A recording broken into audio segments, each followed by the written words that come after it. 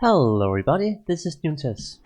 Today we're going to be taking a look at some items that people keep using for whatever reason, while they are actually performing really bad compared to cheaper alternatives or just straight up better ones at the same price. So I have always been kind of end game focused, and a lot of the items that I'm going to be talking about in the video are definitely going to trigger some people, because a lot of these items are very popular for a lot of people, but they're actually not very good. And I'm also into trading, and it kinda annoys me that certain items just keeps being so expensive regardless if they're any good at all. But yeah, I expect to get a bit of hate from a few of these items, definitely. But as you can also see in a lot of the builds that I've shown on the channel over the years, there are just certain items that I never really use, and I think it is for a good reason, cause I like to believe that some of these items doesn't deserve to even be worth anything or even be made on, say, a ladder or whatever. But yeah, let's get to the little video now, and hopefully you people can agree with me on some of these items. Okay, so coming up at number 1, we're going to be taking a look at some Runewords. I would start off with Bramble. Now, Bramble, I'll just say it straight off, I would only use Bramble for a person that doesn't like teleport, or for whatever reason doesn't need something like Chains of Honor on a Necromancer, Poison Necromancer.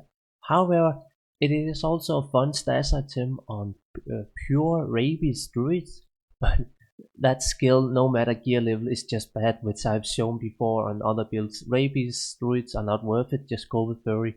So yeah, overall Bramble is very bad when we are in a situation where we have Chains of Honor, maybe even something lesser like simple armors that doesn't require really expensive runes. This isn't the cheapest one to make and whatnot. But yeah, also another thing, a lot of people maybe think that the Thorn's Aura is pretty good, but who cares? Thorn's Aura is really bad even for summons, so that also kind of tricks people into believing this item is good.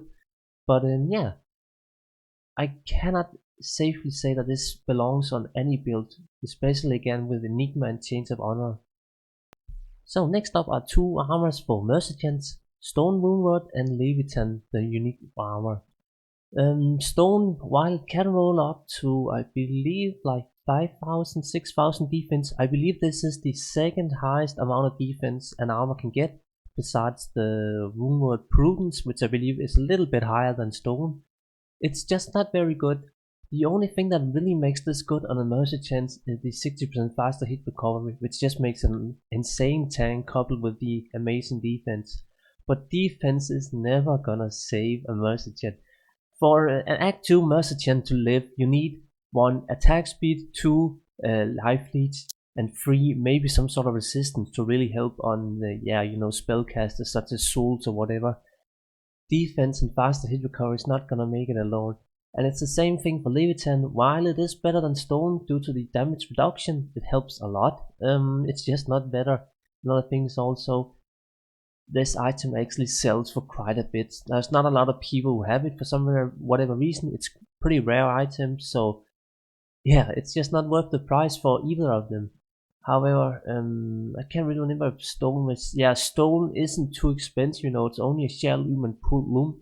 It's not the worst one, so if you can't, say, make a Fortitude or something like that, it is a decent option for a Mercenary somewhat early on in the ladder or whatever. So next up are two Paladin shields, Dragon Runeword and Herald of the Sacred Rune. So Dragon Runeword, why is it bad? It's actually not bad. It's fun. It's a gimmicky, item that doesn't cost a lot. Okay, Azure is kind of bad, low as well, but it's not like it's a bear or whatever. But in a world where Dream Runeword exists and Holy Sharp Aura just being so much better, this Runeword just completely falls flat at any point in endgame builds. It is a fun build to explore, Holy Fire, Paladin builds with, whatever, but it's just never really gonna perform better than Dream Runewords. And then, oh, you're gonna wonder why I took this on the list now, but hear me out. So the standard, smiter paladins who do what that does Uber or whatever, they should really only rely on either the cools or exile. If you have exile shield, you can use crushing blow gloves. If you do not have exile shield, you could go with Hail the Second Room and then Dracul's gloves. But the end game premier top of the line, Uber Paladin, not because you need such insane gear just for easy Ubers, but the best possible setup is Exile Shield plus Crushing Blow gloves, or maybe even Steel Wind gloves. I know this Hail the Second Room is gonna trigger a lot of people here, but I just cannot say that if you really want to have the best possible gear on a smite or paladin for Ubers or something like that, you should not go with Hail the Second Room. Because again, the only thing you really need Hail the Second Room for is the all resist. The other stats just does not matter much. They are not gonna help compared to Exiled Shield, which is just vastly superior. That's of course my opinion. I would love to know about it. Like I can just mention a few things. Okay, Hail the Second Room. A lot less defense. The bonus to attack rating does not matter at all for smite, because it's always gonna hit.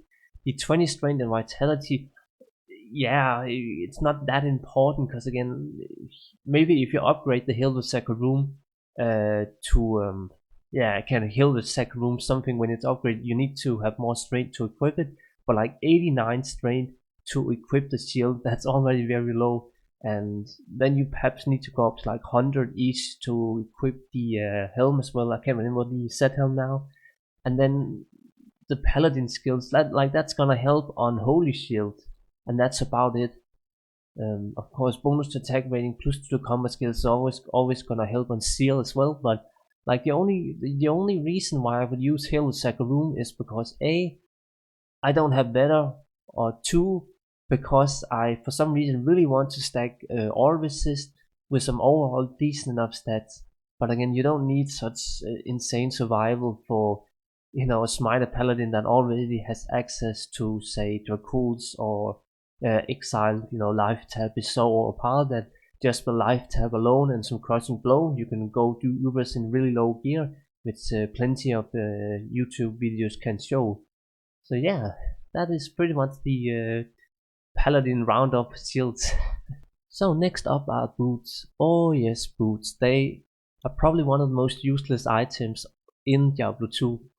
Like even belts have usually better stats or some sort of enhancement to the gameplay of the specific builds that we try to build for. But yeah, I'm just gonna take the classic old Sandstorm Trek and Marrowwalk's boots. You would think that end-game elite boots and all that sort of stuff, there are only 3 elite boots in the game, Sandstorm, Marrowwalk and Shadow Dancer. You would think that being, only 3 of them, they would all be like pretty okay, but they're actually really bad. So in a world where Tri Resist, 2 Resist, crafted rare boots exist, Elder's boots exist, Water Walkers exist, there's no really reason to ever use these boots here. I will start off with Samson Trek now. While it can be ethereal and Eve repair, it is pretty decent on a paladin, but like it's easy enough to get 48% faster hit recovery without using Sandstorm Treks on, say, a Hammer Paladin. And there's only few other builds that I can see Sandstorm Trek being better on, and that would be, I think I have a Sorceress build that I actually use them. I believe it's my Lightning and Frozen Out build. Don't quote me on that, can't quite remember the build now. Another thing is also the strength and vitality. While it seems good, boots like Elders and especially Water Walkers is always going to give you more life, combining with Battle Orders from Call to Arms Runeword. So Scarab, Sandstorm Trek is just not good. And then we can also again talk Marrowwalkers, again in a world where you can get so much more life, like even faster one walk on Elder's boots. They're just not better. Even the +2 to skeleton mastery and a somewhat high +20 to strength and dexterity, if you were gonna get a bit of a max block going, it's just not very good. However, the 10% mana regenerate is pretty good on a bone necromancy, because they tend to burn quite a bit of mana, but it's so minor. And the half restoration, Yeah, I mean, if you're going to be hit a lot as a necromancer, you're doing it wrong because you like have all these summons up and even like enigma for teleport if you have such an expensive armor. But yeah, I just cannot say that these are good at all, especially also considering how expensive they are compared to Elder's boots. Like random Elder's boots, I think they can go as low as a high rune for 50% fire resistance on ladder. I think if you're gonna get the 50% roll on non-ladder, you would probably have to look on JSP because that can be pretty hard to get in game. But even like a low roll one random stats, they're probably nothing worth on non-ladder currently. I don't even think you could sell such an item, even if you tried. So I don't know about ladder prices too much, but I can't imagine Elder's boots are too expensive on ladder either. So yeah, that was pretty much the boot debate. Definitely one of the the harder ones to kind of get smart about, because some of these stats just fools you into thinking they are much better than cheaper alternatives. And then I shall cover 3 Runewords for weapons. So the first up here is Last Wish Runeword, and I just want to have you look at the cost here for runes. Yeah, yeah, sure, yeah, beer. It's 5 high runes almost, or something like that. This is probably one of the most expensive items in Diablo 2 for Runewords cost at least. But it's never really gonna be good on any scenario except for that overkill smiter Uber Paladin. In a world again where grief exists, this weapon is just not gonna perform good ever. Um, I'm just gonna mention a scenario here where you could use it for a really overkill, fun, over the top, can't die ever Paladin build for Uber. You can use Last Wish, Heal the Sacred Room, and then also Crushing Blow Gloves or even Steel Rents. That is actually a decent option if you really just wanted some sort of fun overkill survival. But again, you don't need that much survival. It's completely over the top. And then Grief, it's just gonna make Seal that much better, so you can actually use it outside of just Ubers. But again, if you wanted the highest possible survival on a Paladin, I would probably say that this is the right way to go. But yeah, it's just so gimmicky. And then I shall talk about Insight. So a lot of people know that I kind of just like using mana potions. And while some people like a more, easier, relaxed gameplay, I shouldn't say easy, I should just say more smooth gameplay. I don't mind using mana potion. That's why I never really feature it on any of my builds before. In general, I just don't like Insight again, but also because the Mercy Chan is gonna do so little damage compared to any other decent weapons that you can equip it with. However, Insight is amazing for early on ladder reset and so forth because it costs nothing. I would think the only problem with getting this one before level 50 or something on a ladder reset would be finding the base for it, and that's about it. But yeah, Hammer Paladins are probably the only build that I would consider this one on, just because again, Hammer Paladins don't really benefit from uh,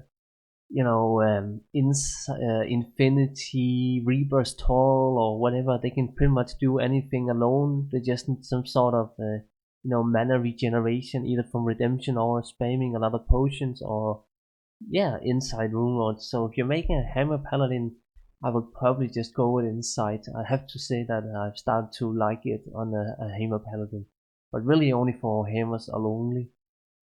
But yeah, let's cover the Pride Runeworld then here at the end.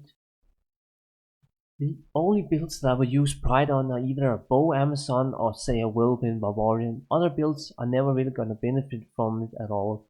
And only on those 2 builds I would consider using it if you do not need physical immunities broken with Reaper's Toll plus a lot more damage for whatever reason.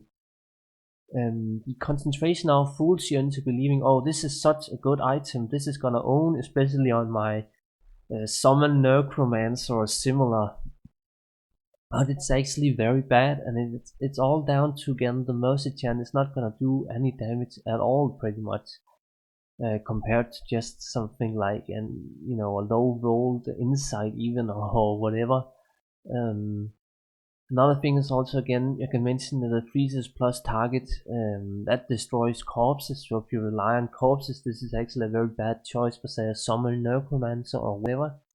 So yeah, there's not a lot of builds that I would consider this one on, and even then it will be very gimmicky, because in a world again where Reaper's Toll exists, this Waven is just so outclassed by that single item that there's just really no point to it.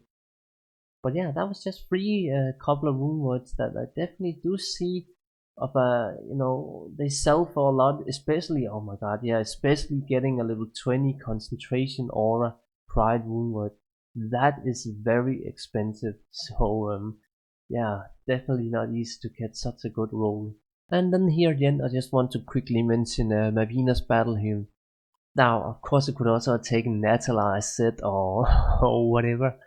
But yeah, I just want to again highlight, you think you're gonna get such a nice glow and it's a complete set, and wow, you're gonna own ads, but actually, this set is pretty bad. I'll just mention quick things. First of all, the bow. The bow in the Mavina set just does so little damage. I can just quickly find it now. While it is a grain matron bow, and you can get somewhat of an easy attack speed together with the helm, which also rolls for attack speed, and itself being at 40% increased attack speed, you can hit a good attack speed even with low gear setups pretty easily. But the damage on it is just so low. Considering an arrow, it splits and it does, like, yeah, most people run with multiple shot arrow. You really need a high amount of enhanced damage, such as Faith or Wind Force, or even Brand Runeword, or yeah, what's that other Witchwild String? Yeah, such weapons there. They are gonna perform so much better than Mavina's, sadly. So don't ever consider Mavina's, and it's mostly just down to the bow being pretty bad. The rest of the set is somewhat okay. I can just quickly mention the set bonuses. Now, the set bonus is not that strong, but again, it's a good amount of survival, and it's kind of decent enough, and especially also something like 100% chance to getting magic items. That's actually kind of cool. I mean, you could use that on ladder reset or whatever. But yeah, that bow damage really just destroys it, considering again that cheaper alternatives exist that are gonna perform much better. So that is my roundup of items that I do not consider worth, either because of the high price, such as Last Wish, when again Grief is also not very expensive compared to Last Wish. That's another thing I probably didn't mention. But yeah, a lot of people are probably gonna disagree on some of these items, but again, I am all about endgame at times. If you're not that into endgame and you're just finding what you get, self-found and whatnot, a lot of these items make sense to use, especially something like, again, Last Insight or whatever. But yeah, overall, I just cannot say with a smile that a lot of these items are worth it, especially because they are so expensive. Again, just something like boots, again, Elder's boots, they're so good. 40% faster run walk, fire resistance, life, those boots are amazing compared to what you have to pay for a good pair of sandstone tricks or similar. So yeah, all about playing smart and gearing it cheaply, I suppose. Especially if you're playing ladder, I would definitely not overpay for such items that I know I'm not even gonna use for, the top of the line or end game geared situations. But yeah, I hope you can at least agree on some of these items, and I would love to know again if anyone has any suggestions for items that you are also kinda, why do people use this, or what's the point in it? Would be fun to kinda get a decent discussion going on in the comments. So yeah, as always, thank you for watching and have a good one.